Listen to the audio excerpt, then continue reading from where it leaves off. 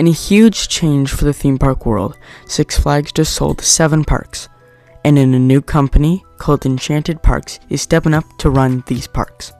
Today, we're breaking down which parks, why this happened, and what it could mean for the coaster world. On March 5th, 2026, Six Flags Entertainment Corporation announced it's selling 7 regional parks in a major strategic move.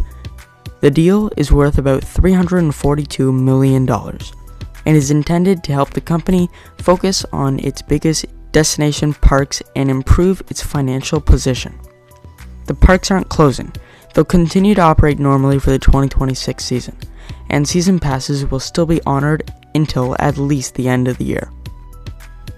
Here are the parks included in the deal: Worlds of Fun, Kansas City, Missouri; Valley Fair, Minnesota; Six Flags St. Louis, Missouri; Michigan's Adventure, Michigan; Schlitterbahn Water Park in Texas; Six Flags Great Escape and Hurricane Harbor at New York; and Six Flags La Ronde in Quebec, Canada.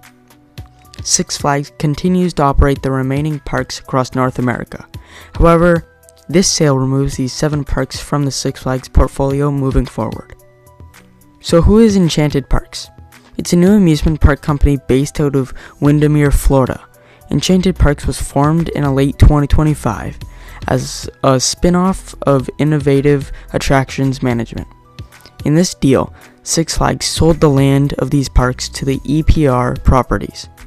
EPR Properties is a large real estate company that specializes in experiential entertainment.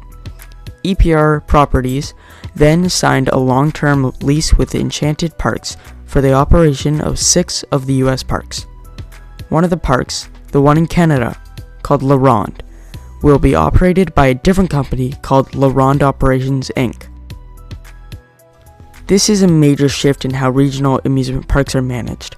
Six Flags is now focusing on their biggest and most profitable parks, while these regional parks are being managed by a new operator that specializes in regional parks and working within local communities. So for coaster enthusiasts everywhere, perhaps new investments or upgrades in parks that have been somewhat neglected over the years, perhaps less emphasis on corporate greatness and more on creating unique themed experiences, perhaps rebranding in the future when their Six Flags branding rights run out after 2026. Nothing is going to change immediately. Six Flags branding is going to stick around until the 2026 season. But then what? Well, that's where things get really interesting. Rides could be refurbished or rethemed. Perhaps new rides could pop up in some of these parks. Perhaps new marketing efforts could emerge that weren't possible before. Fans are naturally curious about classic parks like Worlds of Fun and Valley Fair, which boast enormous coaster collections and a loyal local fan base.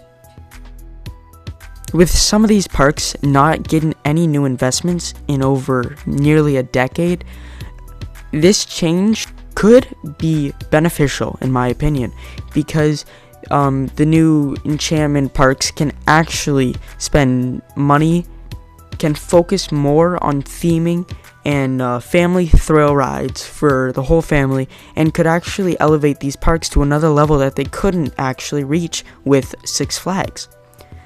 And this will also benefit Six Flags enormously because they are making a profit with selling all these parks, and with them having less parks to deal with, which could lead to more investments in the future to bigger parks like their main headers like Cedar Point, Canada's Wonderland, Carowinds.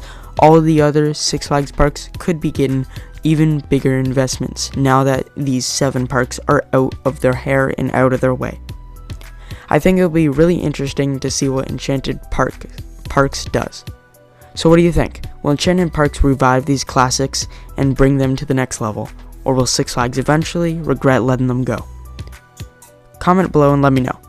If you like this breakdown and want more coaster and theme park updates, subscribe and hit the bell. Thank you for watching today's video. Goodbye.